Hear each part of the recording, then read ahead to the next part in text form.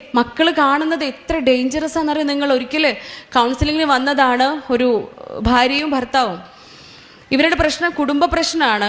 ഈ ഭാര്യയ്ക്ക് ഏറ്റവും കൂടുതൽ പ്രശ്നം ഭർത്താവിനോടുള്ളതിനേക്കാൾ പ്രശ്നം അമ്മായിമാനോടാണ്, അല്ലേ? അപ്പം ഇങ്ങനെ ഇവർ പ്രശ്നങ്ങൾ പറഞ്ഞുകൊണ്ടിരിക്കുക. അമ്മായിമാനെ കുറിച്ച് ഇങ്ങനെ പരാതികൾ ഇങ്ങനെ പെയ്തുകൊണ്ടേയിരിക്കുകയാണ്. മടിയിൽ 4 വയസ്സായ കുട്ടിയുണ്ട്. ഈ 4 വയസ്സായ കുട്ടി ഉടനെ ഉമ്മ സംസാരിച്ചുകൊണ്ടിരിക്കുന്നതിൻ്റെ ഇടയിൽ പറയാ, ഡോക്ടറെ ഉമ്മ പറയണത് ഒക്കെ ഒന്നും വിശ്വസിക്കണ്ട കേട്ടാ, എൻ്റെ അമ്മ അത്ര നല്ല ആളൊന്നും അല്ല എന്ന്. എൻ്റെ ഉമ്മ പറയണത് എല്ലാം ഒന്നും നിങ്ങൾ വിശ്വസിക്കണ്ട. എൻ്റെ ഉമ്മ പറയണ അത്ര മോശക്കാരിയൊന്നും അല്ല. എൻ്റെ ഉമ്മ അത്ര നല്ല ആളും അല്ല.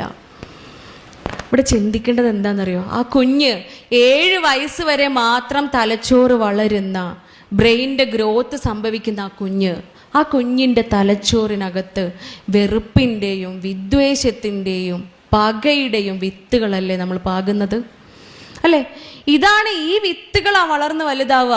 ആ വിത്തുകളാണ് വൃക്ഷമായി മാറുക. അതിൽ കായ്ക്കുന്ന ഫലങ്ങളും ഈ വൃത്തികെട്ട ചിന്തകളുടെയും അല്ലെങ്കിൽ കാരുണ്യമില്ലാത്ത അവസ്ഥയുടേതൊക്കെ ആയിരിക്കും. അതിൽ നിന്നും നന്മയുടെ വിത്തുകൾ ഫലങ്ങൾ നമ്മൾ പ്രതീക്ഷിക്കാൻ പറ്റൂല. കാരണം പാകിയത് എന്താണ്? പാകിയ വിത്തുകൾ എന്താണോ അത് തന്നെ മുളച്ചു വരുള്ളൂ, അത് തന്നെ ഫലങ്ങളായി നമുക്ക് സമ്മാനിക്കുകയുള്ളൂ. അതുകൊണ്ട് ഏറ്റവും മനോഹരമായ നന്മയുടെ വിത്തുകൾ നമ്മുടെ മക്കളുടെ തലച്ചോറിൽ നമ്മൾ പാകുക. അവരെ കൊണ്ട് കമ്മ്യൂണിക്കേഷൻ പഠിപ്പിക്കുക, സംസാരിക്കാൻ പഠിപ്പിക്കുക. എത്രത്തോളം അവർ നമ്മളടുത്ത് കമ്മ്യൂണിക്കേറ്റ് ചെയ്യുന്നുണ്ടോ, നമ്മളടുത്ത് ഇൻട്രാക്ട് ചെയ്യുന്നുണ്ടോ, എല്ലാ കാര്യങ്ങളും പറയാനുള്ള ഫ്രീഡം നൽകുന്നുണ്ടോ, അതിനനുസരിച്ച് കുട്ടികൾ ഇതൊക്കെ പറയും നമ്മളടുത്ത്.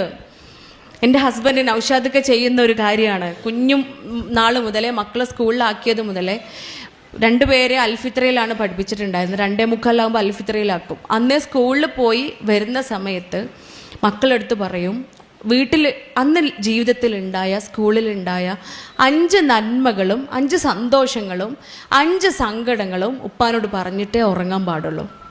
രാത്രി കിടക്കുമ്പോൾ നല്ല രസം. ആദ്യം ഉപ്പ പറഞ്ഞു തുടങ്ങും ഉപ്പാൻ്റെ ജീവിതത്തിലുണ്ടായ 5 സന്തോഷങ്ങളും 5 സങ്കടങ്ങളും. ആ ദിവസം ഉണ്ടായ 5 സന്തോഷങ്ങളും 5 സങ്കടങ്ങളും മക്കളെടുത്ത് പറയും.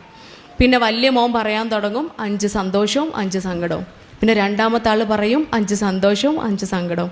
ഇപ്പോൾ ചെറിയ ആൾ, മൂന്നാമത്തെ ആൾ, LKG പഠിക്കുന്ന ആളും പറയും 5 സങ്കടവും 5 സന്തോഷവും പറഞ്ഞിട്ടേ ഇവർ 4 പേരും കിടന്നുറങ്ങുള്ളൂ. ഇതിൻ്റെ ഒരു ഗുണം എന്താണെന്നറിയോ നിങ്ങൾ? നമ്മളെ മക്കൾ വളരുന്ന സമയത്ത് ചെറിയ പ്രായത്തിൽ അഡോളസൻ പീരീഡിൽ എല്ലാ മനുഷ്യന്മാർക്കും സങ്കടവും സന്തോഷങ്ങളൊക്കെ ഉണ്ടാവും. മക്കൾക്കും ഉണ്ടാവും അവരുടേതായ സങ്കടങ്ങൾ. ഒരുപക്ഷെ നമ്മുടെ ചെരുപ്പിൽ നിന്ന് നമ്മളത് നോക്കുമ്പോൾ നമുക്കതൊക്കെ സിമ്പിളായിട്ട് തോന്നിയേക്കാം. പക്ഷെ അവരുടെ ചെരുപ്പിൽ ഇറങ്ങി നോക്കുമ്പോൾ അതവർക്ക് വലിയ